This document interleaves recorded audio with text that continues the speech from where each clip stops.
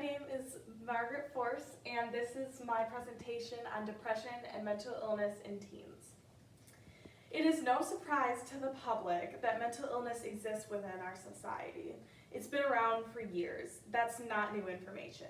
However, people tend to underestimate how powerful mental illness truly is in this newfound society, especially when it comes to teenagers. Although mental illness in teens is disguised in other forms of physical harm, its ability to destroy thousands of lives each year is both subtle and something society needs to focus on. Before we dive into why mental illness is such a pressing issue in today's society, we must first start by explaining what mental illness really is. According to Canadian Health Association, mental illnesses are health problems that affect the way we think about ourselves, relate to others, and interact with the world around us. They affect our thoughts, feelings, abilities, and behaviors. Mental illness isn't just a feeling or thought. It controls the way people live their life. Scientists believe that it does this through the neurotransmitters in our brains and by intercepting the healthy and normal transmission of neurons. For example, depression is triggered through a lack of serotonin in the brain, which can happen through biology like genes or heritage, or factors in their environment, such as trauma or loneliness. Said illness is connected to teenagers in many ways, but looking at statistics alone, more teenagers and young adults die from suicide than from cancer, heart disease, AIDS, birth defects, stroke, pneumonia, influenza, and chronic lung disease combined, the Parent Resource Program 2018. These suicides aren't just happening out of nowhere. They're a result of months and months of struggling to feel like there is something worth living for. They are the result of one of the most popular mental illnesses out there, depression. Contrary to popular belief, depression is not just a feeling of sadness. Yes, that is a part of it, but depending on the person, depression can go so much deeper. In fact, 90% of those who commit suicide are actually depressed. Beyer 2015. For me personally, my depression caused extreme self-esteem issues. I felt out of place and worthless, and it would get to the point where suicide was constantly on my mind, day in and day out. I was convinced that my life was not important and that I would be better off dead. Little did I know that many other teens and children felt and still feel the way I did. According to the Nemours Foundation, about 20% of teens will experience teen depression before they reach adulthood, 2018. I was a part of a number. I was a statistic, but I wasn't the only one, not by a mile, and that might just be the saddest part. A big problem with depression is that it comes in different forms. For example, 30% of teens with depression also develop a substance abuse problem. Teens with untreated depression are more likely to engage in risky sexual behaviors, leading to higher rates of pregnancy and sexually transmitted diseases. My form of depression was classified as more well-known. I tried to kill myself, I failed, and then got sent to therapy. I got help. I got what I needed to get better. But a lot of kids are not like me. Instead of intentionally trying to kill themselves, they seek solace in drugs and reckless sex, and soon they are spiraling out of control and they don't even understand why, nor do the people around them. Oftentimes, depression isn't just suicide, it's subtle. It slips into teens' lives and infects itself into their everyday life. It destroys their relationships, their control over life, their self-image, and their will to live. It takes over everything, and most times they can't even see it. Less than 33% of teens with depression get help, says the Nemours Foundation Center for Mental Health Services, U.S. National Library of Medicine, and National Institutes of Health. Yet 80% of teens with depression can be successfully treated if they seek help from a doctor or therapist. And many local health clinics offer free or discounted treatments for teens with depression. The help is there. Unfortunately, someone has to recognize that you need to get that help before you can get to it, which is the step that many teens often miss. Another problem with depression is that even if a teen knows they're depressed, some aren't able to get outside help until they're hooked up to an IV in the hospital, standing on their last leg. Nearly 800,000 people die by suicide in the world each year, which is roughly one death every 40 seconds. There are people dying by the minute because of this epidemic, and that's not even to mention the thousands who are struggling from depression each and every day. There's one suicide for every estimated 25 suicide attempts, says SAVE. An estimated 250,000 people each year become suicide survivors. That's roughly 250,000 people every single year who are so unhappy with their life, they feel the need to try to end it. That's 250,000 people who have to feel an intense emptiness every single day of their life, accompanied by the thought, anything, even death, is better than this. That's 250,000 people who feel as though they have to fight this struggle on their own, that there's no way out. And that's not okay. As much as suicide statistics may help us understand how many failed to survive mental illness, what people tend to forget is how many continue to suffer from it and what that can lead to beyond suicide. Yes, depression can also lead to drug and alcohol abuse, but what about hostility towards others, not just yourself? I did some research, and it didn't take me long to come across the following. Studies have researched the neurological causes of aggression and suicidal behavior, and have found that for both, dopamine hyperfunction and serotonin hyperfunction are responsible. The relevance of this fact appears in this statistic. The leading causes of death for the teenage population remained constant throughout the period 1999 to 2006. Accidents, or unintentional injuries, are 48% of death. Homicide is 13%, suicide is 11%, cancer is 6%, and heart disease is 3%. And motor vehicle accident accounted for almost 3/4, or 73% of all deaths from unintentional injury. This essentially tells us that not only does depression account for approximately 9.9% of all teen deaths regarding suicide, given previous statistics, but it could also play a vital role in the 13% of deaths from homicide as well. And if this is the case with homicide, who's to say depression does not play a major role in other teen causes of death as well? For example, motor vehicle accidents are a huge statistic on that list, but it doesn't specify why these motor vehicle accidents occur. Could it be driving under the influence? And if so, why don't they feel comfortable calling someone for help? The reality of all these issues, drug abuse, homicide, suicide, alcohol abuse, is that they are related to mental health. Even if you aren't drinking or doing drugs because you are mentally ill, those kinds of things mess with your mental health, and they need to be kept in check. But nothing can be kept in check if people aren't willing to talk about it. And that is what we as a society have done to mental health. We have made it this taboo issue, something that is easier to dismiss rather than to dissect and find long-term solutions to. We like to put all the blame on mentally ill people for their actions, but it's not that simple. If a person grows up being told they're a bad person for not being normal, especially by those they become vulnerable to by asking for help, and then they act out, that's their way of coping with a world that doesn't make any effort to understand them. It's like a toddler crying for food and the parent yelling at them. The toddler is merely reacting in the only way they know how to something that is out of their control, and it's on the parent, the one who has access to the food, to give it to the toddler. It's time to face the unfaceable. It's not completely on the person who commits the crime. It's on us as a society as well. So, what can we do? We can't simply end this epidemic with medication. We've tried that already. In the late 80s, things were probably looking up partially due to new antidepressants that were more effective and had fewer side effects, says Dr. Maria Oquendo, a psychiatry professor at Columbia University Medical Center and president-elect of American Psychiatric Association. We saw this very encouraging decrease in suicide deaths, she says, and the parallel between antidepressant prescription and a decline in suicide was mirrored in other countries. It was really very remarkable, and somehow that trend toward decreasing suicide rates abruptly stopped in 1999. Sure, the pills worked for a little bit, but the problem with meds is that they can only do so much. I myself take antidepressants, but when I first started taking them, I was still cutting. I was still thinking about suicide quite often. The only difference was that I was thinking about it less.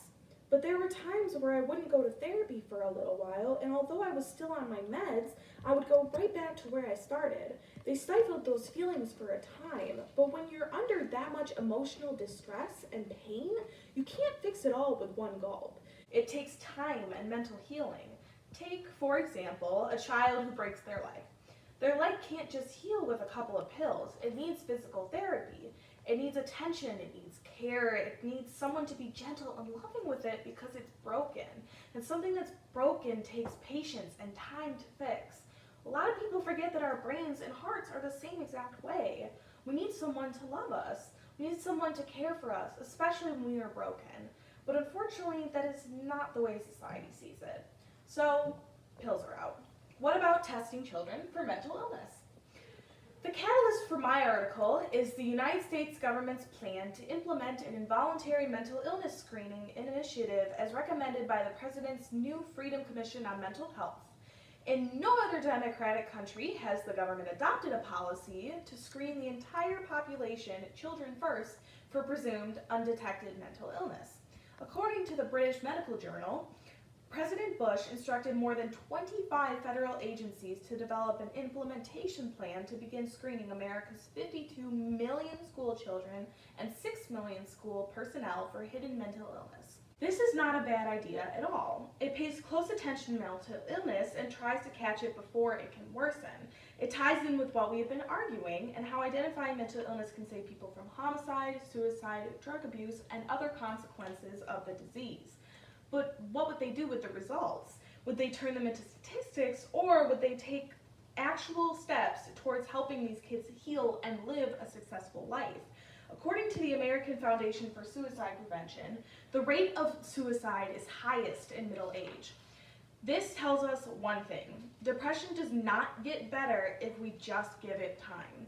Does that broken leg get better without a cast?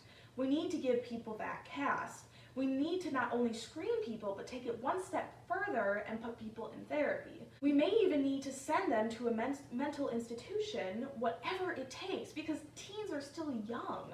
Teens are still kids, and kids can be helped. But once that teen reaches adulthood, it's near impossible to get them the help they need. The screening idea is genius, but without taking it one step further, it would be pointless. Personally, I believe that this problem cannot be solved just by putting kids into therapy and institutions. I think that it might help, but it wouldn't cure anything in the long run. I believe that we need to get to the root of the problem, aka the way society perceives mental illness and our inability to properly address it because of it. For too long, America has normalized physical health and alienated mental health as though they aren't equally important. People were scared to face such a mysterious and powerful organs like our brains, and instead of embracing that fear and getting to the bottom of it, they chose to ignore it and rate those willing to admit they are struggling as outliers or someone who no longer belongs to this society. We do it every day, even through the little things. The villains in movies always have a mental illness, but the heroes rarely do. There are very few main characters on television that constantly struggle with mental illness, and if they do, the illness ends up coming across as glamorous because of the way people on the show react to the character killing themselves or cutting or overdosing. These things are not jokes. They're not fun. They're not cool.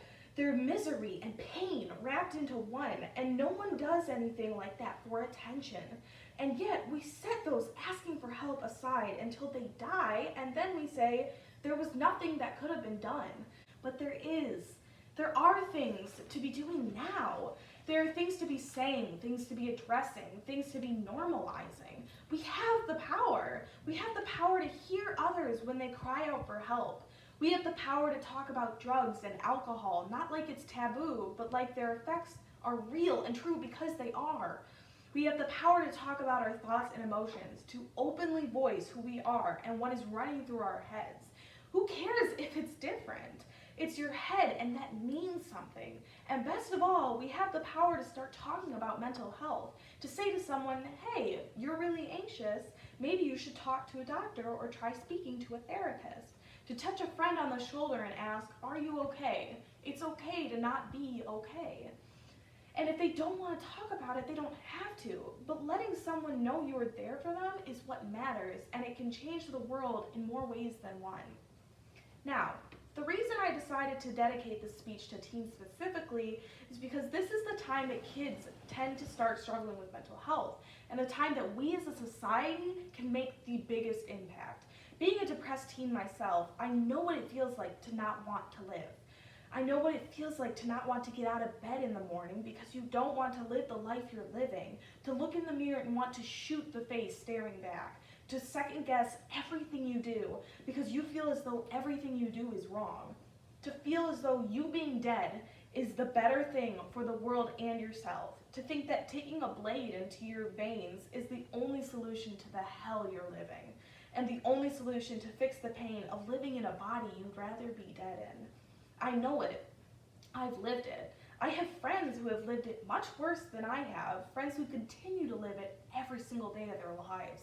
And simply sending a kid to talk to someone once a week cannot possibly fix that much pain. It takes love and support from your surroundings. It takes hugs and patience and kindness. It takes time and strength beyond belief. And the sooner our society can realize that, the sooner we will be able to solve this epidemic. But it takes the effort of not just one, but all of us. The sooner we can start building one another up instead of dismissing one another, the sooner we can start healing. The sooner we can acknowledge that we need to take responsibility for this issue instead of just ignoring it, the sooner we can create change in it. If you are wondering what you specifically can do other than talking, which honestly is the #1 way to solve this issue, my answer would be to try to make those struggling with mental illness feel less alone. This is why it makes a difference to let someone know you were there for them, to ask them how they're doing, and to actively listen when they tell you. You're allowing them the knowledge that they don't have to live in that mind alone, that they don't have to bear the torment of those demons by themselves. Granted, it's a bit easier to help those with mental illness when you've been through it yourself, just because you know exactly what to say. This is why I wrote my book, Letters to the Average High Schooler. It's a way for teens to have someone there for them without having to be vulnerable and asking for help. The same goes for the LTTAHS project, which anonymously connects fellow mental illness survivors through endearing letters of encouragement. Things like this, reminders that you're not alone, that there is a way out, are things that pull people out of the dark, regardless of who you are.